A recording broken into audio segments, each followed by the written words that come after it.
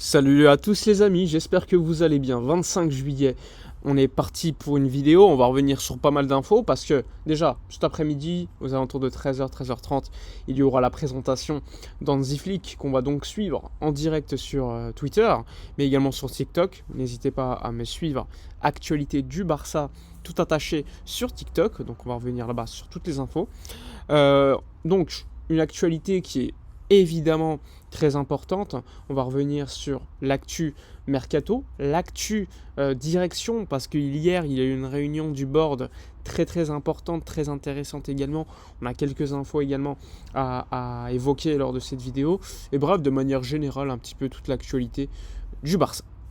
Alors c'est parti, on y va. Tout d'abord, comme je vous l'ai dit, 13h, 13h30, la signature, la présentation plutôt d'Hansi Flick devant les médias. C'était attendu juste avant le départ ce week-end pour les États-Unis. Tournée américaine où il n'y aura pas donc certains joueurs blessés. Pedri, Gavi qui continuera probablement sa récupération à Barcelone, même s'il y a eu des rumeurs disant qu'il allait quand même faire le voyage, il va rester. Également le cas de Jong qui fera donc pas le voyage aux États-Unis. Et surtout la blessure d'Ansu Fati hier, une blessure pour 3 à 4 semaines. Une blessure au pied, c'est pas une blessure musculaire, je tiens à le répéter. Et d'ailleurs, Hansi Flick aurait, après la blessure du joueur, rassuré celui-ci pour lui dire qu'il comptait sur lui, parce que tout simplement aux entraînements, on me l'a dit, c'était le meilleur lors des entraînements. Donc il y a quand même une certaine confiance envers Ansu Fati. Et bon, c'est pas une blessure musculaire, même si c'est une blessure, on va dire, puisqu'il a reçu un pisotone, on lui a écrasé le pied, ça a touché un nerf, et évidemment il avait une douleur et le club a préféré le mettre sur le côté pendant 2-3 semaines pour pouvoir le récupérer dans une forme optimale. Voilà pour Ansu Fati qui lui aussi donc ne fera pas le voyage aux États-Unis. Gundogan et Rafinha, eux, rejoindront l'équipe aux États-Unis directement, tout comme Jules Koundé. Donc là, on aura une équipe, franchement, lors de la tournée américaine très jeune. Pas de Lamine Yamal, pas de Ferran Torres qui sont au repos.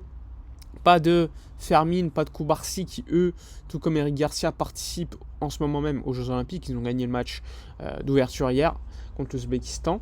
Donc beaucoup de jeunes, on va pouvoir suivre les Marc Bernal, les Marc Casado, également les cousins Fernandez qui ont été évoqués directement par Hansi Flick lors de la conférence de presse interview à Barça One Media. Donc il y a quand même pas mal d'informations, pas mal de suivi à faire envers certains jeunes. Ça pourrait, pour certains, vous aider à les découvrir tout simplement parce qu'on n'a pas la chance de pouvoir les connaître de manière optimale. Voilà pour un petit peu les informations autour de la tournée américaine.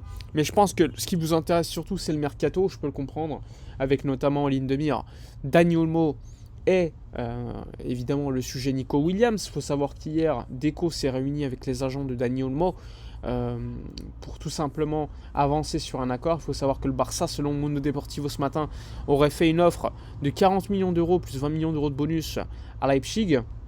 Leipzig, le club allemand, aurait pour l'instant refusé cette avancée de la part du Barça. Il faut savoir que Leipzig est plutôt, on va dire, sûr que Dani Olmo partira. Et c'est pour cela d'ailleurs qu'il commence à prospecter sur le marché pour un remplaçant. Il y a beaucoup de noms évoqués, notamment celui de Conceição, le joueur de Porto.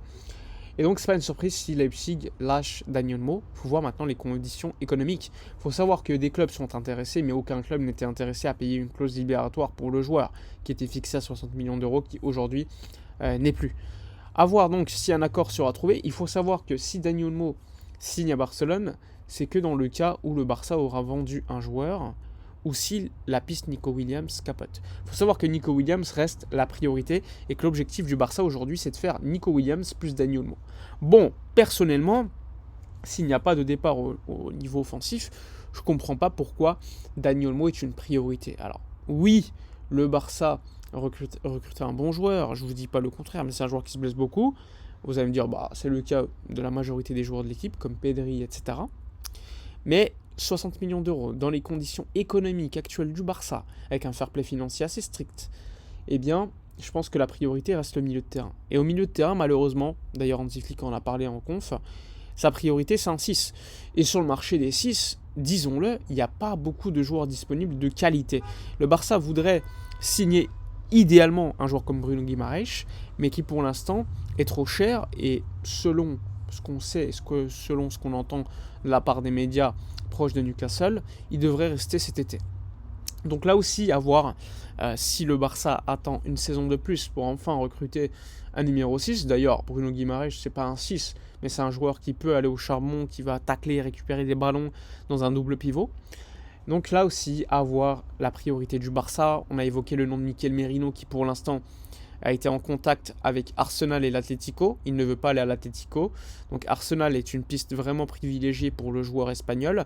Et le Barça est intéressé, mais pour l'instant, on n'a pas fait d'avancée en ce sens, puisque tout simplement, avant, il y a beaucoup de choses à faire, notamment signer Nico Williams, qui est une priorité absolue de la part de Deco, et ensuite d'autres joueurs, comme Dani Olmo, qui a été évoqué juste précédemment dans cette vidéo. Donc c'est vraiment compliqué de savoir ce qui va se dérouler lors de cet été. Le Barça négocie toujours également pour garder Joao Cancelo en prêt, alors que le Manchester City voudrait plutôt le vendre, ou une option d'achat obligatoire pour le céder. Évidemment, la pression et le fait que le joueur ne soit pas en odeur de sainteté à City laisse penser que City, à un moment donné, va peut-être craquer en fin de mercato. De l'autre côté, qu'est-ce qui va se passer au niveau de la défense centrale du Barça? Parce qu'à mon avis, il y a trop de joueurs. Alors oui, là pour l'instant, comme pour Oriol Romeu, comme il y a les JO, comme il y a des blessures, ils vont être utiles. Mais à la fin du mois d'août, eh bien, une décision devra être prise. Inigo Martinez, Michael Faye, Eric Garcia, Koubarsi, Christensen, Koundé, Araujo, si tous les joueurs sont disponibles, ce qui n'est pas toujours le cas certes, eh bien il y aura forcément des joueurs qui joueront beaucoup moins, et je sais que certains joueurs veulent jouer comme Eric Garcia ou Michael Faye. Donc des décisions doivent être prises également en ce sens-là. Bref, parlons maintenant de la Junta Directiva qui s'est passée hier, donc réunion du board, donc juste avant la présentation de Barça Games, qui a eu lieu hier matin. Barça Games, c'est une plateforme que le Barça a créée et qui sortira en Europe d'ici 2 mois. Eh bien, il y a eu des signatures de nouveaux partenariats, notamment avec l'Office du tourisme catalan, et un autre deal.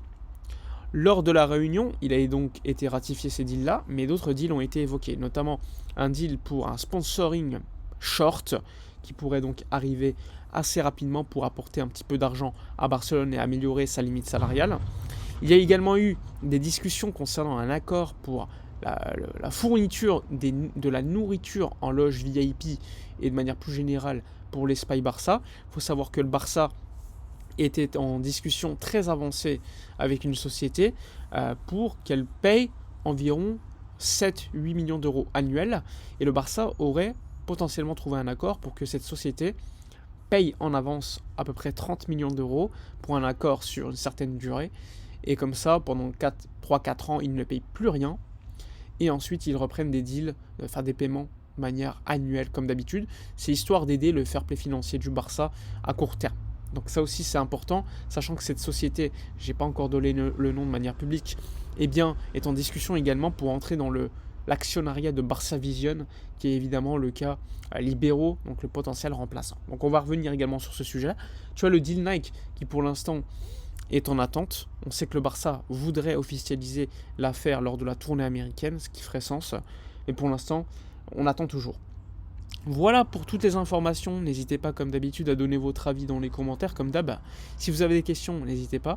Je suis dispo sur TikTok. N'hésitez pas, tous les détails sont dans la description. Moi je vous dis à la prochaine et d'ici là comme d'habitude, portez-vous bien.